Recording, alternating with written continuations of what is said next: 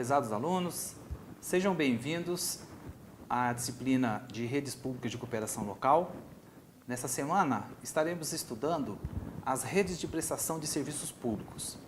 Todos nós participamos ou já convivemos com determinadas redes, sejam em emissoras de TV, de rádio, as redes sociais, onde nós trocamos imagens, mensagens, textos. Todas essas redes são interações entre os indivíduos. Na nossa disciplina, nós trabalharemos a questão das redes públicas de prestação de serviço. Mas o que são essas redes? Para que elas servem? Eu queria que ficasse um conceito claro para vocês que, para nós, rede é uma parceria voluntária para a realização de um propósito comum entre esses indivíduos.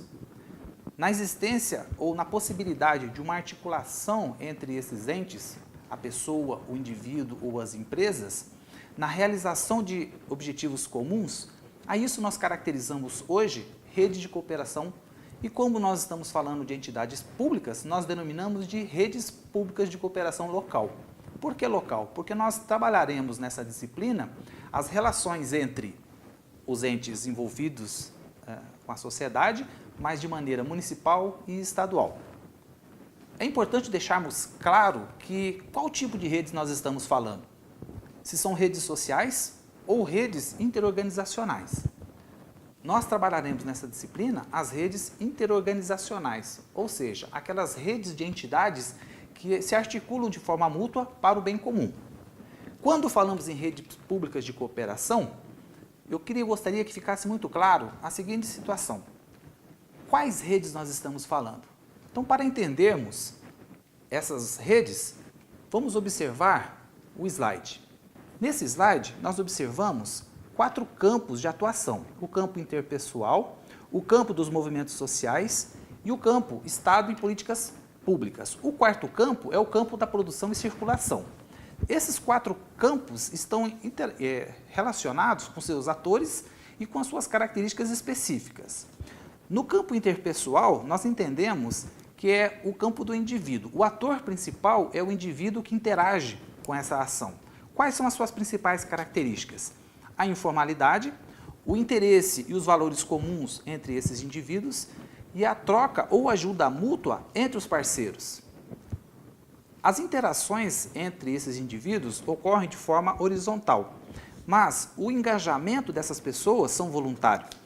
Agora, dentro do campo interpessoal, o importante é que a sua principal característica é a confiança, a cumplicidade entre os membros deste campo. O segundo campo é o campo dos movimentos sociais. Nesse campo, quem são os atores? São as ONGs, as organizações, as associações, as OCIPs. São todas aquelas entidades que foram criadas ou fundadas para atuar junto com a coletividade. A principal característica dessas entidades são a questão da solidariedade, a cooperação. Quando nós trabalhamos o campo de movimentos sociais, nós poderíamos dar como exemplo uma entidade chamada Observatório Social, que ela visa analisar o ente público. Lá no campo interpessoal, o exemplo que eu poderia dar é a própria OAB, quando ela utiliza os indivíduos para o interesse comum, que é o aprendizado. No terceiro campo, ou campo de políticas públicas, os atores são os agentes governamentais, sejam eles locais ou estaduais ou mesmo federais. A característica desse campo de atuação é a formalidade. Basicamente, eles buscam soluções de problemas por meio de projetos de gestão de processos mais complexos da atividade. A característica principal deste campo é a cooperação, o reconhecimento de competências para a solução de conflitos. A adesão dentro desse campo geralmente ocorre por competência, por interesse entre os indivíduos ou as entidades participantes.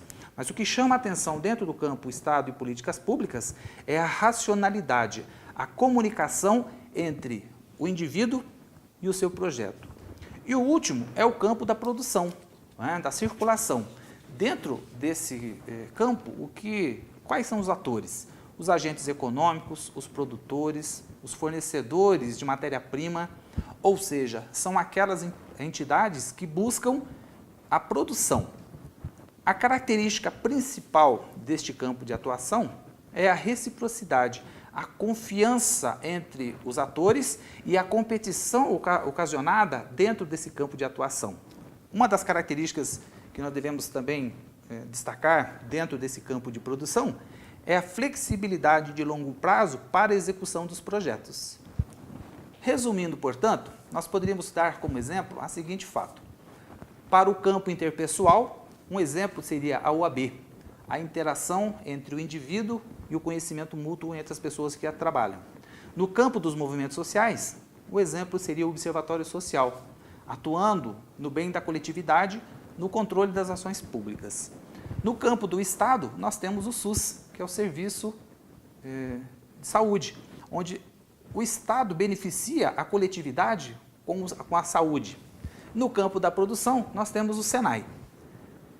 Quando nós olhamos todas essas redes, nós observamos, portanto, que a principal característica desses campos de atuação são confiança, solidariedade, cooperação e confiança e competição.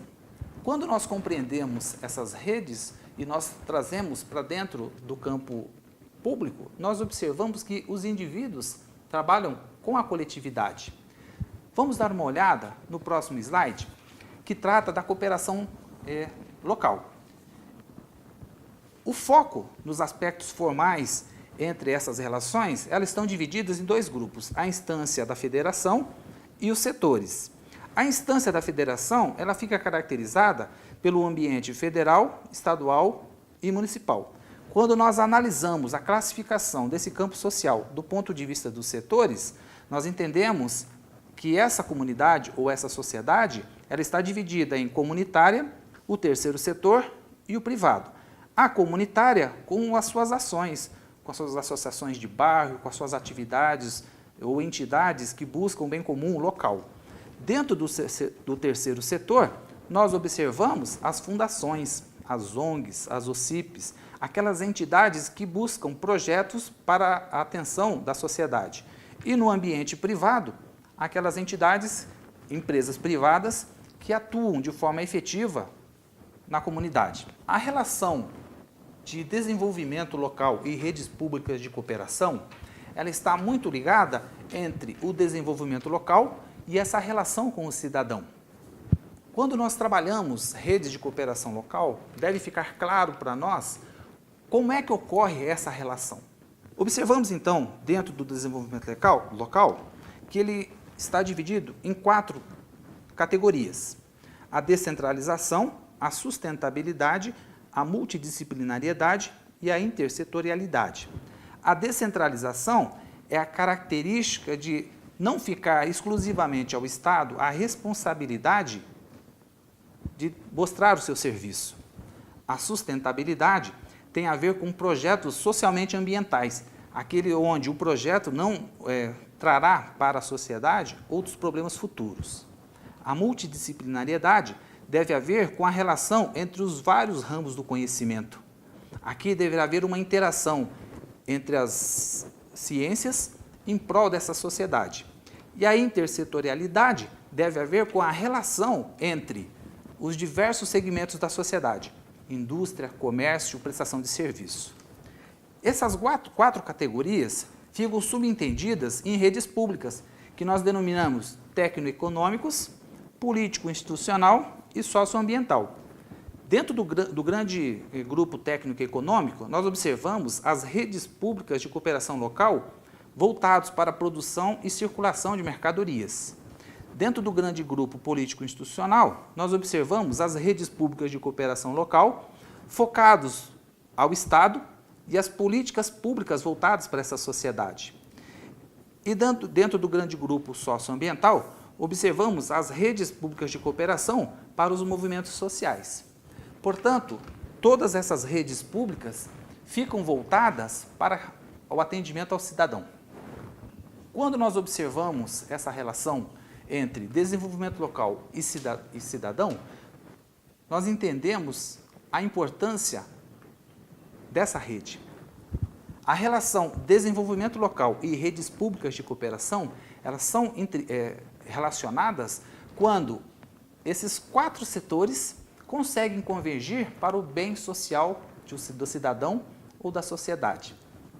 De uma forma geral, esse é o primeiro contato com a disciplina e nós temos por objeto desenvolver os conceitos e os principais temas que nós iremos trabalhar. Eu gostaria então de sugerir a vocês que vocês façam a leitura da unidade 1 do livro texto e respondam aos questionários desta unidade. E que, ao mesmo tempo, participe do fórum onde nós discutiremos, durante essa semana, as redes de cooperação e a sua importância como instrumento de políticas públicas. Desejo a todos um bom aprendizado e até o próximo módulo.